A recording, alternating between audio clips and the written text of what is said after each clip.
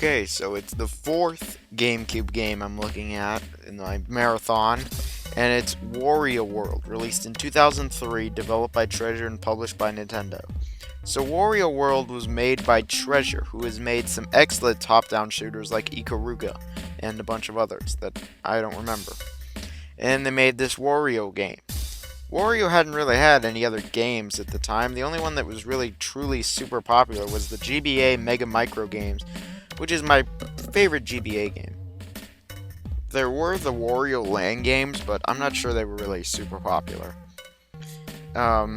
So yeah, this game I got a long time ago, and it had been like 6 or 7 years since I last played this game.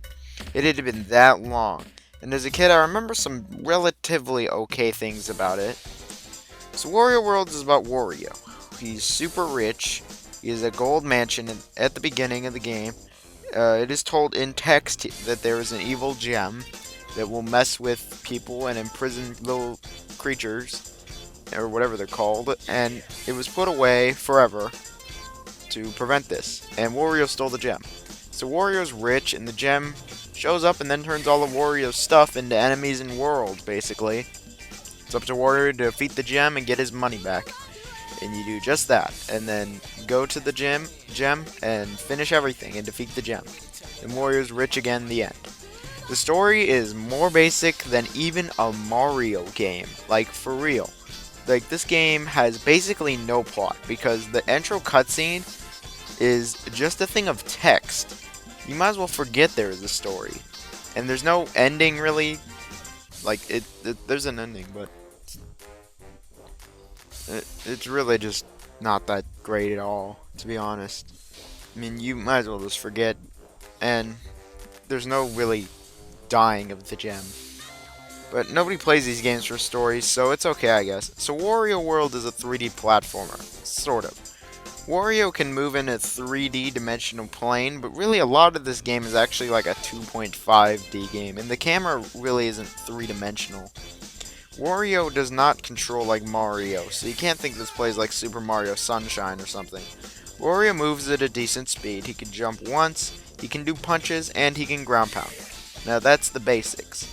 Now there are a couple non-basic things Wario can do, like when you press R, it makes Wario boost forward, which can attack enemies.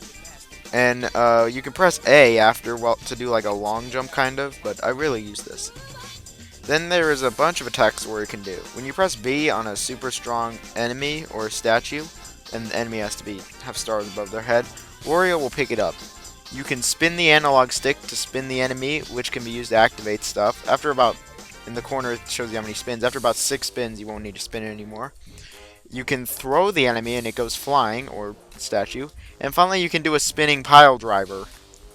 And these are super effective and cool. So the worlds work like this. There are 2 levels in each world and a boss battle. In each of the levels there are a few things to collect. The main thing you're looking for is these red gems.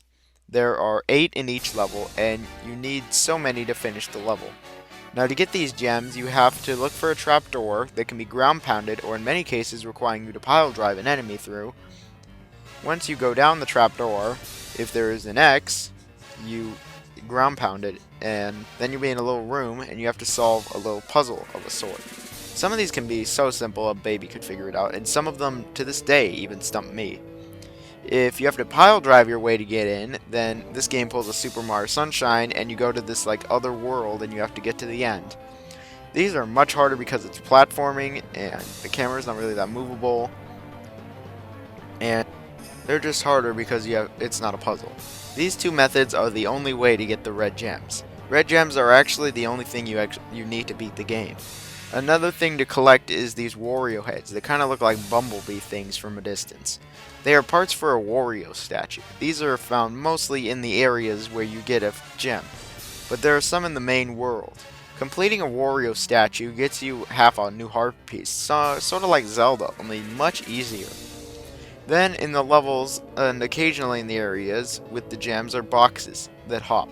Break these and little, like, spritelings, as they're called on Wikipedia, show up. They offer tips, and to get the best ending, you should rescue all of them.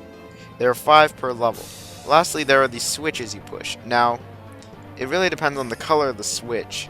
But say you push a green switch, then you have to go look for a green pad that is somewhere else in the level, and there will be a treasure there.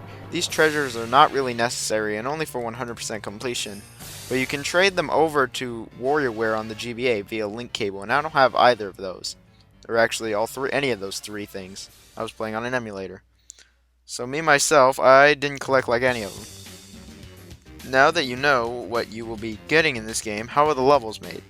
Well, the design for the most part is pretty good. There's a little bit of platforming and mostly a boatload of enemies that you beat the crap out of. Now, one thing worth mentioning is the moment you go off screen, the enemies will probably respawn.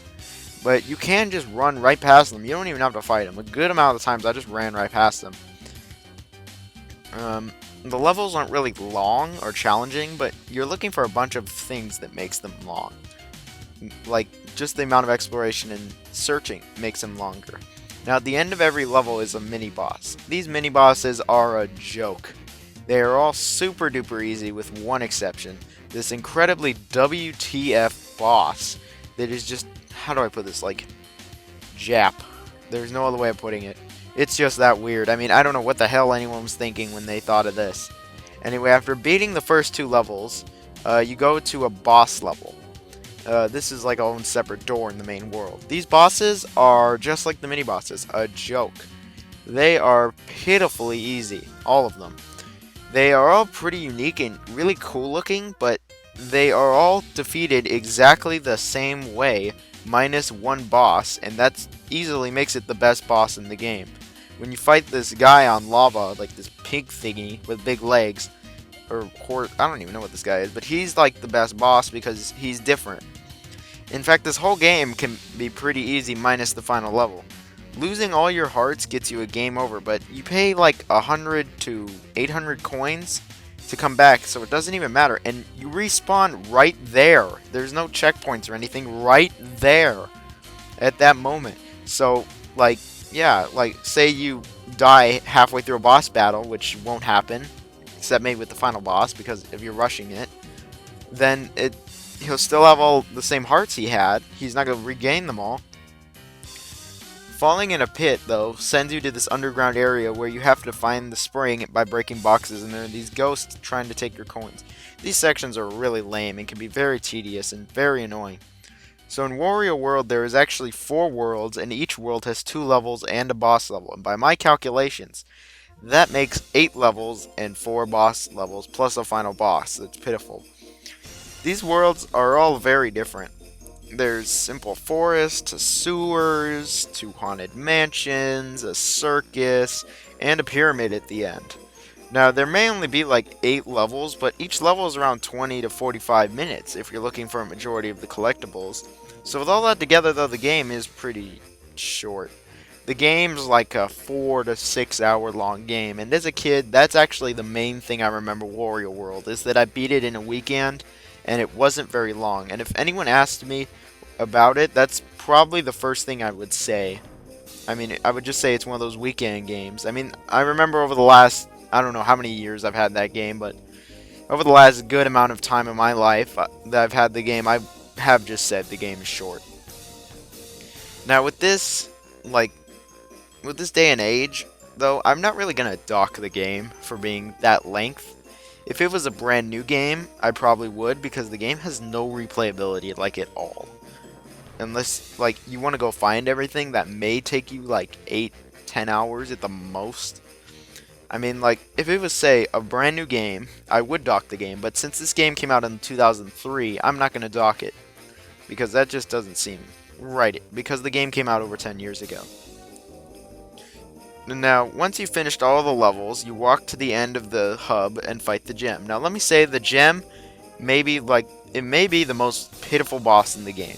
He's about equal to a mini-boss. I really just destroyed him with absolutely no problem, and that's sad. And the ending is Wario gets rich. So that's Wario World. The graphics in Wario World are very good for 2003, I think. It's a little better than, say, Mario Golf. And that looked pretty great for 2002. The game's textures are all pretty nice and smooth, with kind of a cartoony texture. Everything animates nice for the most part. Towards the end of the game, the frame rate really just starts to drop whenever an explosion is on screen. The frame rate can just drop heavily. For the most part, the frame rate is okay, but sometimes the game can chug really bad. And the final level with the pyramid is just, ugh. The models are really fantastic and really just look outstanding, to be honest. All the bosses look really cool, and everything has a very distinct style. Now, even though these enemies look different, they are simply just reskins. Literally, they're the exact same enemies. There's like 3 types of enemies. Wario himself looks pretty good, and his moves look pretty cool, and just like how he animates is pretty fluent. Sound-wise, the game is pretty sound. There are a couple themes that are okay and decent, but like when you're selecting a memory card and like the first level, but the music's not that great. I mean, there are like a couple themes that are alright, but that's really it. It's not as good as say Super Mario Sunshine, but it's still pretty decent. Almost all the themes have personality and fit the stage, I'd say, but they're not really rememberable. The sound effects are okay. The enemies make the same noises throughout the entire game, a few grunts and that's it. The punching and pile driving sound fantastic, and that's the best part of the sound is the punching. Those sounds are great. I wish like every game with punching sounded like that, how he does a pile drive. Everything else is just kind of there when it comes to sound. There's no voice acting besides a few things Wario will say, and those can get pretty annoying when he says excellent for the 100th time. And really, that's like everything on Wario World, actually. I think it's a pretty good game. It wasn't as great as I remembered it to be, but it was still alright. Yeah, it was short, and can be easy at times. But if you like Mario games, or well, Wario games, then maybe you ought to check this out. I mean, it's probably not that expensive as opposed to some of these other GameCube games that can hit like seriously $50. But if you see it dirt cheap, then this is a must. So I'll see you guys next time on my GameCube marathon with Metal Gear Solid: The Twin Snakes. Yeah.